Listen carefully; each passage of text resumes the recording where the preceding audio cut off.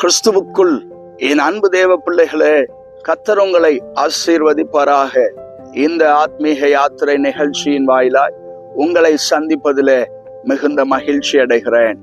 சங்கீதம் 29 அதிகாரம் 11 வசனத்திலே கர்த்தர் தமது ஜனத்திற்கு சமாதானம் அருளி அவர்களை ஆசீர்வதிப்பார் என்று வேதம் சொல்லுகிறது.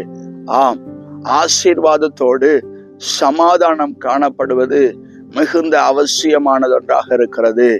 கர்த்தர் தமது ஜனத்தை ஆசீர்வதிப்பதோடு மாத்திரமல்ல, சமாதானத்தினாலும் இந்த நாளிலே உங்களை நிரப்புவாராக.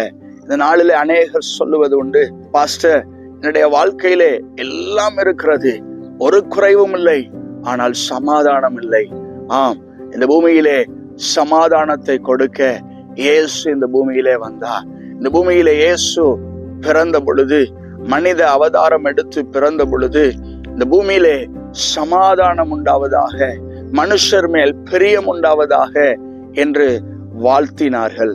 ஆம், இந்த சமாதானம் இந்த சத்தத்தை கேட்டுக்கொண்டிருக்கிற உங்களுடைய இருதயங்களை மூட கடவதாக, ஆளுகை செய்வதாக. கண்களை மூடி நாம் ஜெபிக்கலாம்.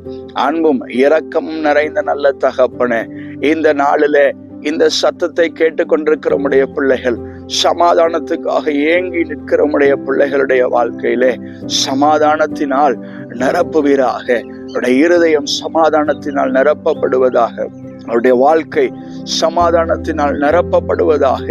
கர்த்தர் நீர் பூரண சமாதானத்தினால் நிரப்பி காரியத்தை வாய்க்க பண்ணி ஆசீர்வதிப்பீராக. கர்த்தருடைய ஆசீர்வாதமே ஐஸ்வர்யத்தை தரும், அதனோட அவர் வேதனையை கூட்டார் என்ற வார்த்தையின்படியே சமாதானம் பிள்ளைகளை ஆளுகை செய்வதாக. இயேசு கிறிஸ்துவின் இன்ப நாமத்தில் ஜெபிக்கிறோம் நல்ல பிதாவே, ஆமென். God bless you. கர்த்தர் உங்களை ஆசீர்வதிப்பாராக. ஆமென்.